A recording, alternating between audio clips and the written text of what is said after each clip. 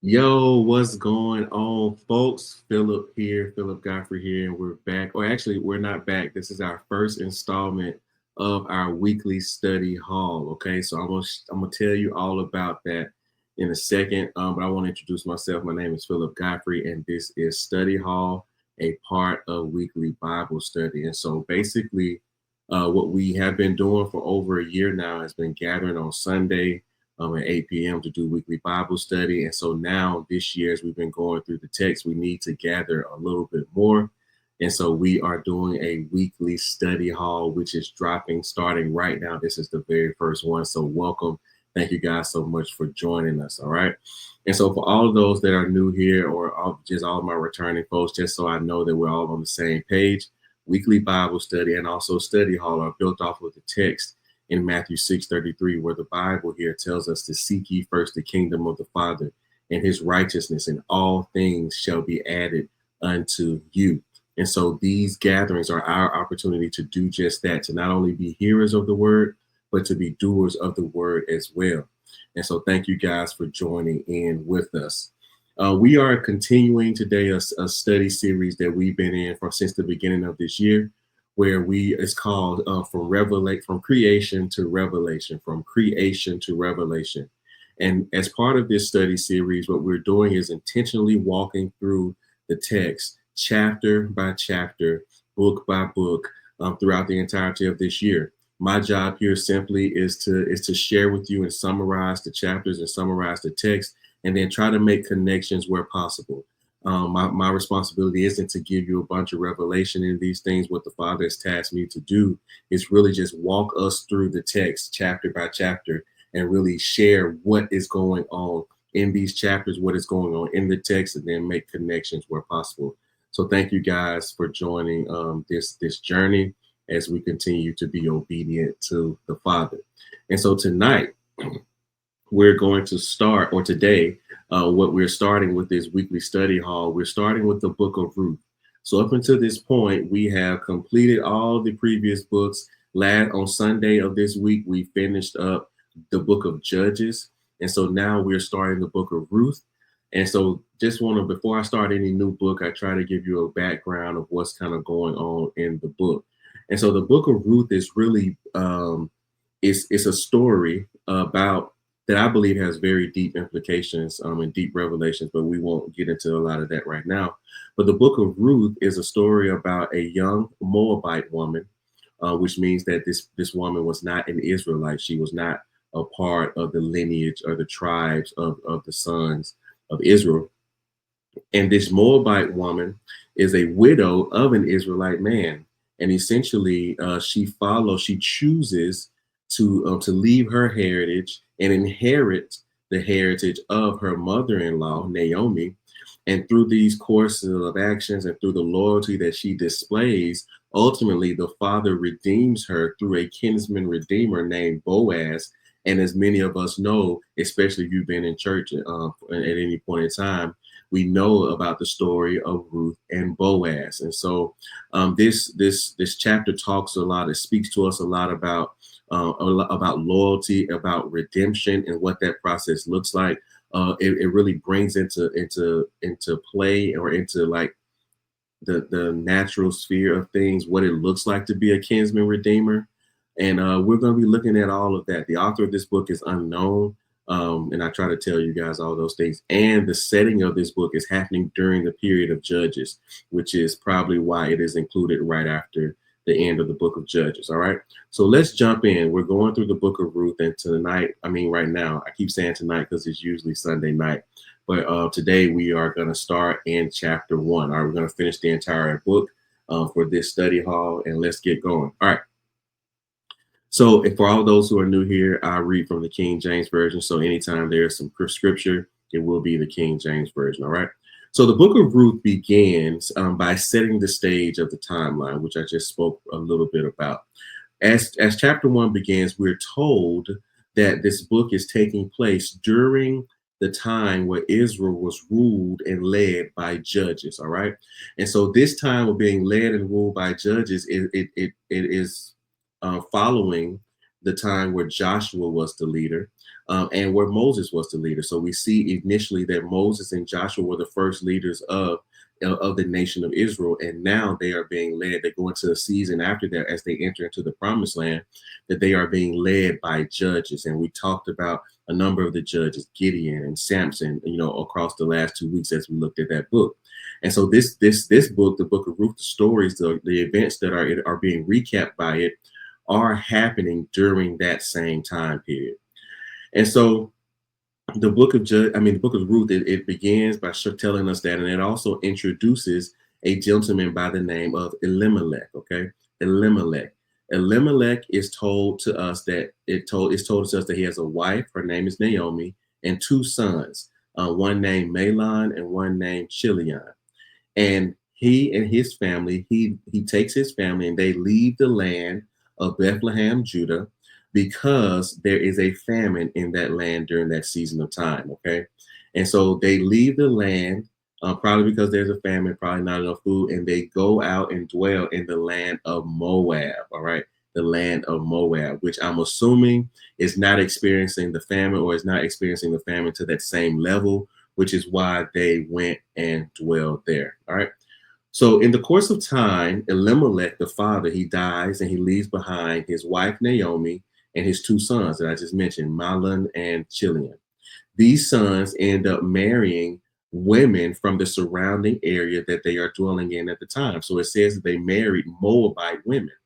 And the name of these two young ladies that they married were Orpah and Ruth. All right. So this is where Ruth is introduced to us as well. And so these sons, they married these young ladies, and it said they were there for about 10 years. So I'm not sure if that means they were there in 10 years total or 10 years since the father passed away, but they were there for about 10 years. And both of the sons, Chilion and Mahlon, they passed away as well during this time when they were in the land of Moab. And now what we have left here are Naomi, the mother-in-law, and her two daughter-in-laws, Orpah and Ruth. All right. So with all this going on, her husband has passed away, her sons have passed away. What we see is that Naomi decides that she is going to leave the land of Moab and she's going to go back to the land of Judah. She's going to go back and dwell in the land of Judah. Another big piece of her decision is that the text tells us that that she had heard that the father had now begun to give bread. So essentially the famine was over in the land of Judah as well. Naomi shares this plan with her daughters-in-law, and she tells them that it's best that they go back to their family homes, and they find them a new husband. They push back, both Orpah and Ruth, they push back and they tell her that they will go with her. But Naomi rebuttals. She tells them that, that they should leave. They should leave, and because she can't provide for them new husband. She's too old to take a husband. And even if she did take a husband and she became pregnant, they would still have to wait for the son to be old enough for them to marry. And this is not what she desires for them. And so Orpah hears this, and the text tells us that she kisses Naomi and heads back to her family home. All right. But Ruth, we see through the text, she makes the decision to stay with Naomi no matter what. All right. So now we're going to pick up reading in chapter 1, verses 15. I think we're going to read just verse 15 right now. Okay. So let's look at that. Ruth chapter 1, verse 15. And she said, this is Naomi speaking here, and she said, behold, thy sister-in-law is gone back unto her people and unto her gods. Return thou after thy sister-in-law. So what we see here is that Orpah leaving, through the text, what it's showing us is that her leaving was bigger than her just leaving Naomi. It was actually her choosing to go back to her heritage. And when the text here tells us that, to return unto her gods, what that is showing us is that she's essentially, the gods of that time were dependent, I would say, upon your heritage. Like, depending upon your heritage were the gods that you serve. And so that with the text, that's what the text means there when it says that she returned unto her gods. She chose to go back to her family lineage, her heritage, and to stay and to choose to be a part of that. Okay. Ruth, on the other hand, In verse 16 and 17 tell us that she made a different decision. She chose a different path. Let's read that, chapter 1, verses 16 and 17. And Ruth said, entreat me not to leave thee or to return from following after thee. For whither thou goest, I will go, and where thou lodgest, I will lodge, and thy people shall be my people, and thy God, my God. Where thou diest, will she die, and there will she be buried. And the Lord do so to her, and more ought. Also, if ought be death part thee and me. So basically, what Ruth is saying that no, she is laying aside every aspect of her life and choosing to follow Naomi in a loyalty, in with loyalty. She's saying, I will be loyal unto you. Wherever you go, she will go. Well, wherever you go, she was going to go. Wherever she dies, she was going to die there with her. Like she's committing to her to be there for her and with her no matter what. And when the text here says that thy God will be my God, she's basically saying that whatever the Father, the God that you serve, that we now know to be Yahuwah, the God of the Hebrews, with the God that you serve is the God that I'm going to serve. The heritage that you have is the heritage that I'm going to have. Okay. And that is what Naomi is saying here. So what we see here is the beauty is being introduced to us. It's the beauty of loyalty and of the beauty of making certain decisions, the right decisions. Now, I'm not saying Orpah made a wrong decision because we don't see any more of her in the text. But what I'm saying is that Ruth made a difficult decision, and it turns out to be the right decision for her and her bloodline, and ultimately the entire inheritance of Elimelech's family and also Naomi as well. And so they return into Bethlehem, Judah, and everyone they see Naomi, they're like, "Oh man, Naomi's back," and they're excited. And what Naomi tells them, she tells them to refer to her as Mara, okay, because she left full, she left this place full, and she returned back empty. And the word Mara there means bitter. I don't know if you all remember when Moses, when they were drinking some water and Moses, I believe he threw the stick in the water, and the water wasn't bitter anymore, and it was called Mara. Well, that's where this word comes from. So that's where we were first introduced to the term Mara, and Mara means bitter. And so she felt that the father had dealt bitterly with her through the death of her husband and the death of her sons while they were in the land of Moab. And the text finishes up, the chapter finishes by telling us that they returned back to the region of Judah in the beginning of the barley harvest. All right. So let's move over into chapter 2. And as always, if you guys have questions, please let me know down in the comments. And we can have some dialogue back and forth about what's going on. Okay. So let's go into chapter 2. Chapter 2 begins by telling us that Naomi had a kinsman, so a family member, close relative. I don't know about you, but sometimes my family will say, "Oh, they some kin to us," So I'm from the South, and that's how we refer to each other. So this makes sense to me. But if you don't know what a kin or kinsman is, it's like a family relative, a close relative. It could be a cousin, it could be a second cousin, third, or whatever. It could be someone very close, and also someone very far away. In family terms. And so it begins to tell us that Naomi had a kinsman through her deceased husband Elimelech, who was a mighty man of wealth. And it presents this man and introduces this man as the man named Boaz. All right.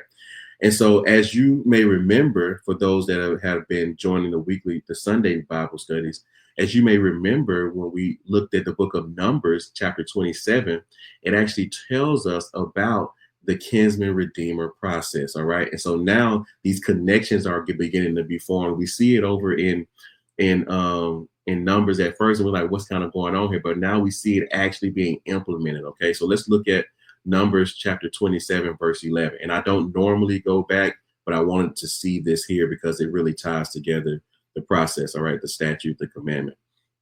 And so Numbers 27, verse 11, it says, and if his father have no brethren, then ye shall give his inheritance unto his kinsman that is next to him of his family, and he shall possess it. And it shall be unto the children of Israel a statute of judgment, as the Lord commanded Moses. So what we see here is that they were given a statute to be implemented throughout the land of Israel, that if someone passed away and the inheritance that was his, if he has no brothers, if he has no sons or no inheritance, no bloodline, then his inheritance shall go to the next kinsman. Okay. And so we see here that this is what Boaz was to Elimelech, especially with his sons no longer being there. The text doesn't tell us if Boaz, if they are brothers or not. It didn't really specify. If you know, please let me know down in the comments.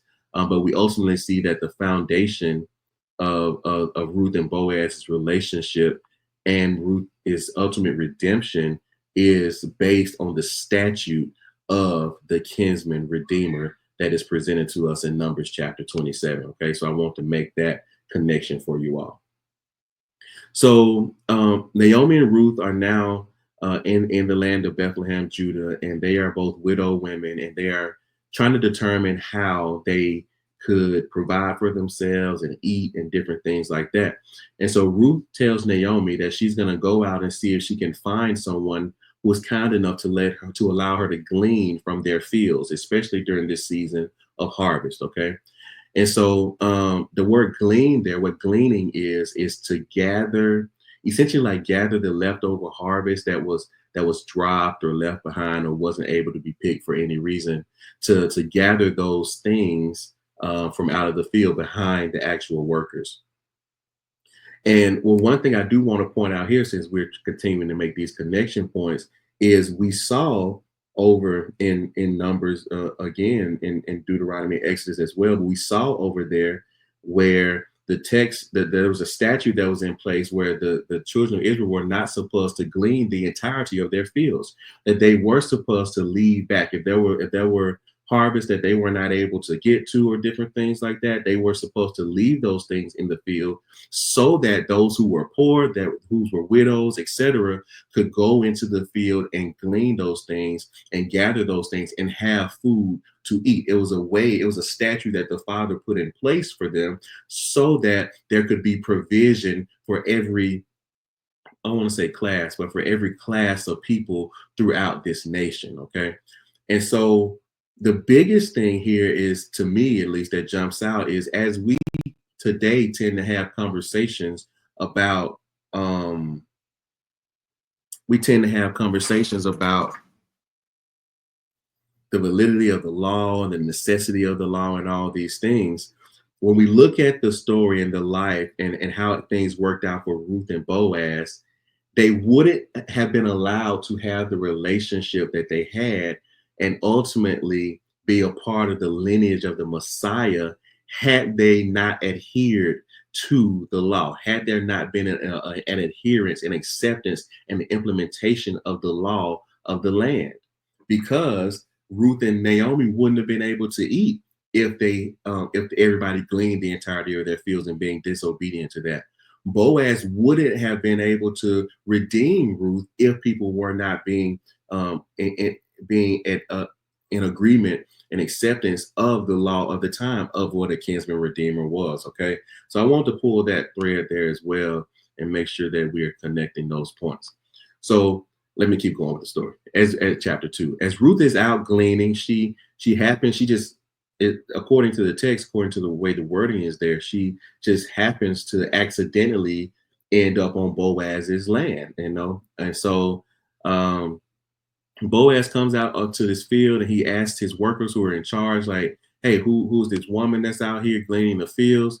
And so this is interesting to me because I'm curious as to how he knew so quickly, or how he knew at all that Ruth was different, that she was new, that she wasn't one of the regulars. I'm like, did she look different? Did the Moabites look like tangibly have a different look or different features than those of Israel? Did she wear different clothing because she wasn't an Israelite woman?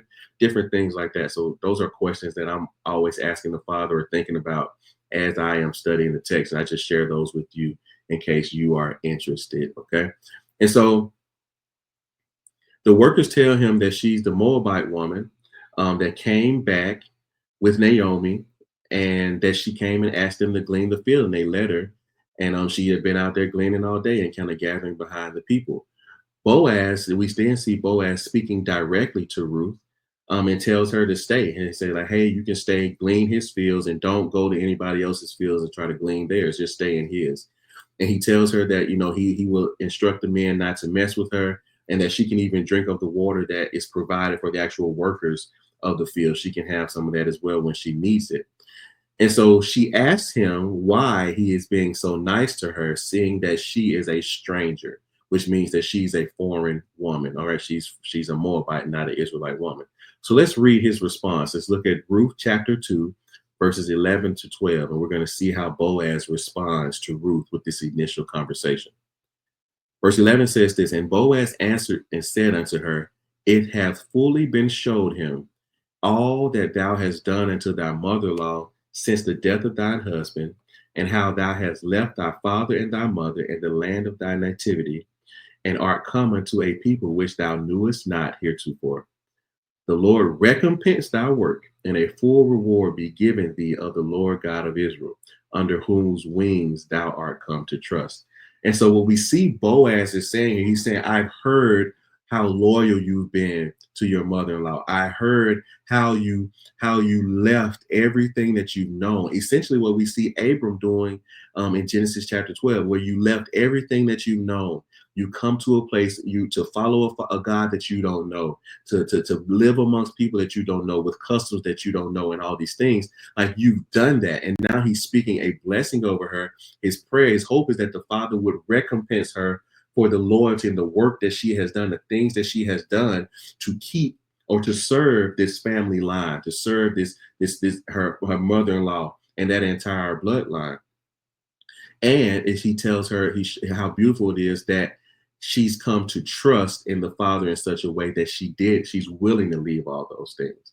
And I think that is a beautiful kind of, may it be said of us, that we trusted the Father enough that we come to find just a resting place under his wings. All right, let's keep going.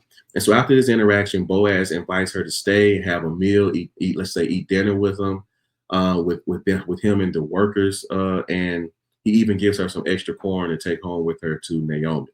And so after she leaves, Boaz then tells the workers again and the leaders to not mess with Ruth, to intentionally leave behind some harvest for her to gather to herself.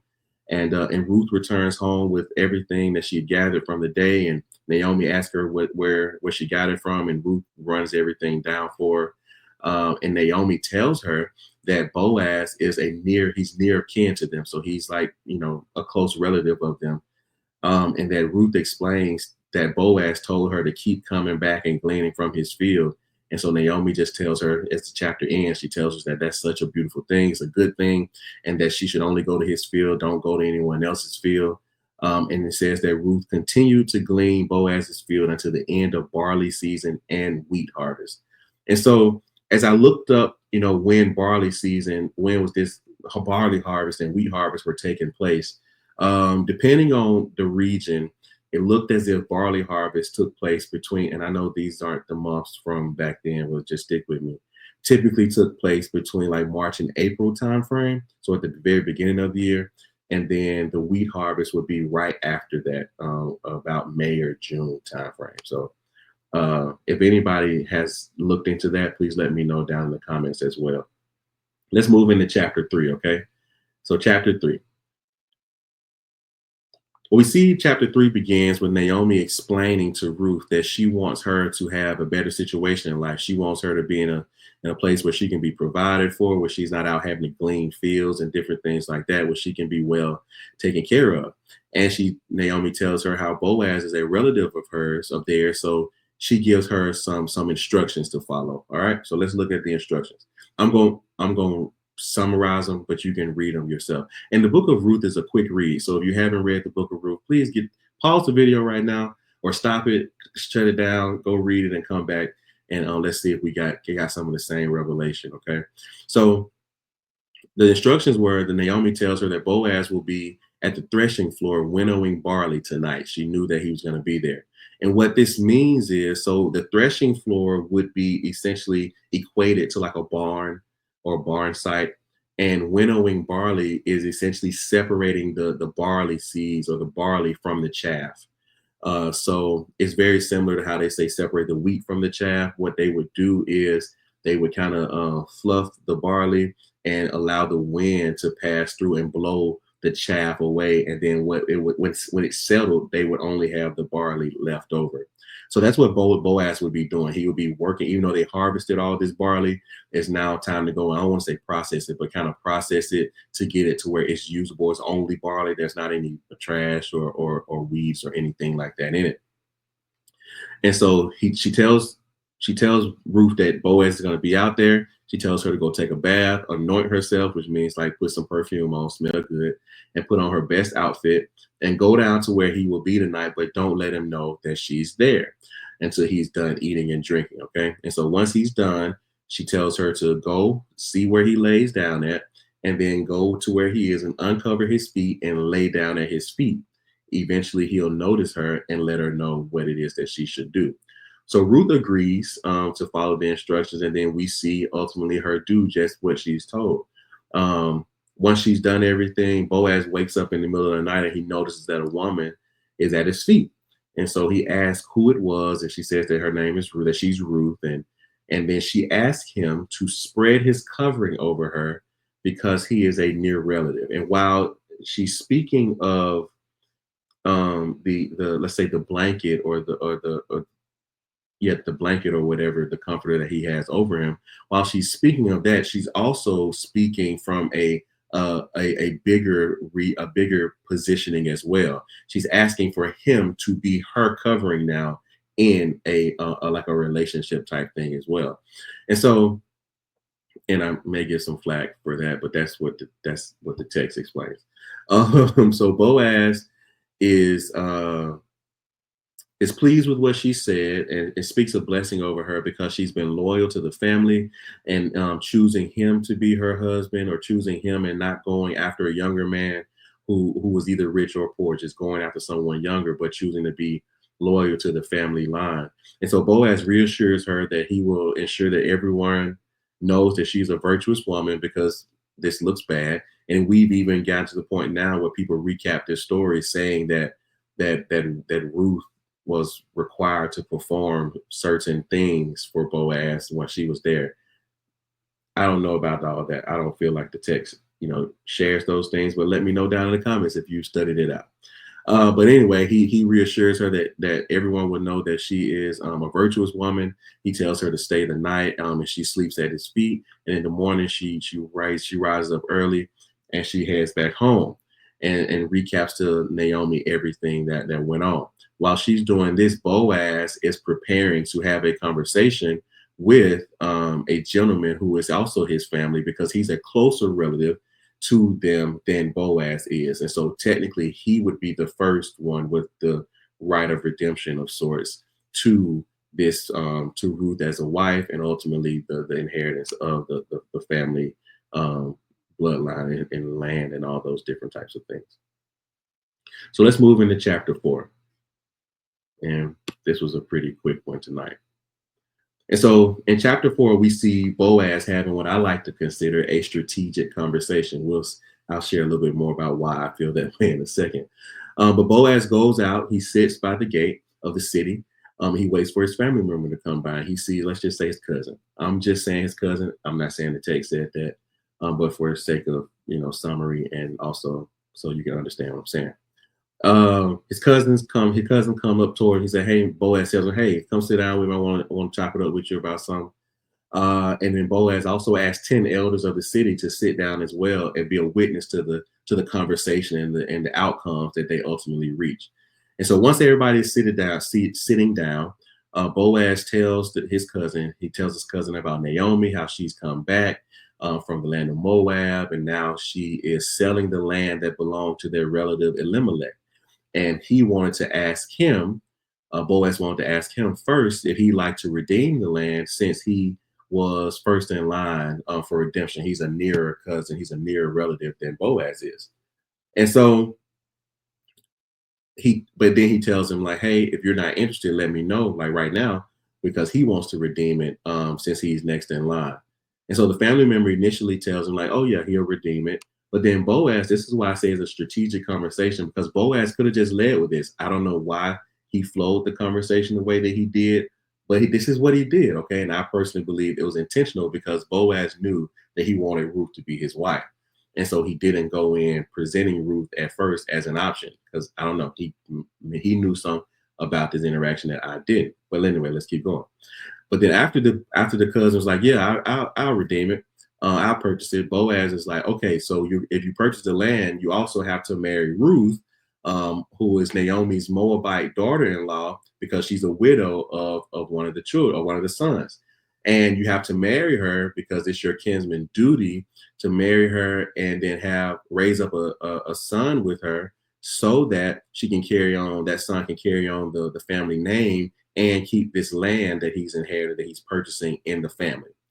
And so now the cousin has all this knowledge, and he's like, nah, never mind. He don't want to buy the land anymore, because he doesn't want to put his own family inheritance in danger, by entering into this new kind of agreement and bringing more heirs into the picture and whatnot. And so he tells Boaz that he can have it, he can redeem the inheritance. So the passage tells us that the custom of the day, when they were completing a transaction or validating a transaction, so similar to how we would sign papers today, if you go and purchase a house, you sign papers showing that one person sold it and one person bought it. Or in some instances, people shake hands and they make an agreement like, hey, I'm going to do this for you, you do it for me, shake hand kind of thing.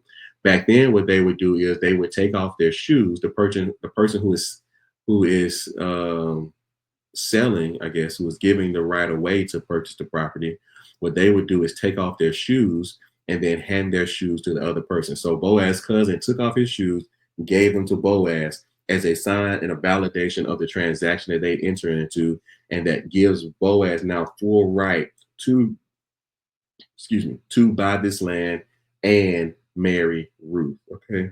And so Boaz looks at the elders. He confirms that they witnessed everything that happened, and that he is the person who will ultimately be able to redeem the land and also Ruth. Um, the text further tells us that he bought all the property that the male members of the family had. So Elimelech, Chilion, and Mahlon, all those things Boaz inherited when he purchased that right to redeem the inheritance from Naomi. All right. So the chapter ends. What we see here is that Boaz is taking Ruth. He's done these things. He's done the work. He's had the conversation. He has made her an honest woman, if that's how you want to say it. But he redeems Ruth. He takes her into his home to be his wife. She gets pregnant. She gives birth to a son, and the son is named Obed. So we see here the father providing, not only redeeming Ruth, but also redeeming the bloodline, redeeming the stain that was on this bloodline as well, from the death of her two, Naomi's two sons and husband, without there being any seed, okay, to continue the bloodline and to continue the family name going on. And as part of this kind of just celebration process, the elders of the city and the women of that town stated that the name of Naomi's grandson would be famous in Israel. And think about this: Obed is the father of Jesse, who's the father of David. So Obed's grandson is David, and Obed is now in the lineage of the Messiah. And this is the fulfillment of the word, the blessing that they spoke over that child. That their name is famous in Israel because he continued the bloodline. If they had not followed the instructions, kept the statutes, adhere to the laws and instructions of the Father, where would what would the lineage of the Messiah look like? That's just so interesting to think about and to see the intentionality of the Father way back in the time of Judges. He was preparing for the Messiah to come and ultimately be able to redeem us as a kinsman redeemer. So we see the story here of Boaz and Ruth is bigger than just Ruth finding a man. I know that folks looking for their Boaz. It's bigger than that. It is a picture, a depiction of the kinsman redeemer, the process of redemption, and how it can work and bring to light something so beautiful. And this is what the Messiah does for us. He's able to redeem us as a kinsman redeemer from all the sin and shame and the things of the world. He's able to redeem us and ultimately bring out something so beautiful from our lives because of this redemption. And so let's look at because I want you to believe the Bible, not believe me. Let's look at Ruth chapter 4, verses 16 to 22, and we're going to look at how the chapter ends and shows us the bloodline of Obed. All right, verse 16. And Naomi took the child and laid it in her bosom and became nurse unto it. And the women, her neighbors, gave it a name, saying, "There is a son born to Naomi," and they called his name Obed. He is the father of Jesse, the father of David. Now these are the generations of Pharez. Pharez begot Hezron. Hezron begot Ram. Ram begot Aminadab. Aminadab begot Nahshon. Nahshon begot Salmon. Salmon begot Boaz. And Boaz begot Obed. And Obed begot Jesse. And Jesse begot David. So Obed was ultimately the grandfather to David and part of the lineage of the Messiah through Ruth and with Ruth. If you look at Matthew chapter 1, where it's running down the bloodline of the lineage of the Messiah, Ruth is included because she left everything that she had in a loyalty to her mother-in-law and a loyalty to the family line that she had been placed inside of through marriage. And she decided to let go of her heritage and follow the heritage of the father. It even shows us here that in this time, Ruth would have been a foreigner, outsider, what we would consider today a Gentile, um, or just an unbeliever. Let's just say unbeliever, because I don't know off the top of my head if it's a Gentile according to Genesis 10. But we have this outsider being brought in through a decision that they made to leave behind the previous nature, the previous knowings, the previous foundations of their life, and to set new boundaries, new foundations, a new and lay a new path for their future, and choosing that, yes, now Naomi's God is going to be my God. Naomi's heritage is going to be my heritage, and ultimately being redeemed by Boaz and inheriting all the things that come with the life of being with an Israelite man. So that's what I had for us for today as part of this first installment of study hall. And so I'll see you guys. For all those that don't know, this will be continuing on Sundays. On Sundays we do weekly Bible study at 8 p.m. and we will be starting the book of Samuel, First Samuel. So we'll be looking at First Samuel chapters 1 through 12.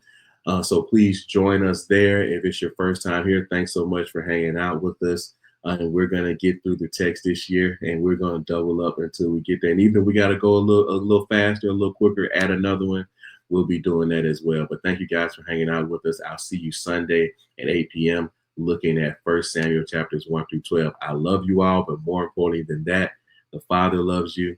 The Father loves you. Listen to me. Let him love you, okay? Start before you're ready, and don't stop. I'll see you guys Sunday.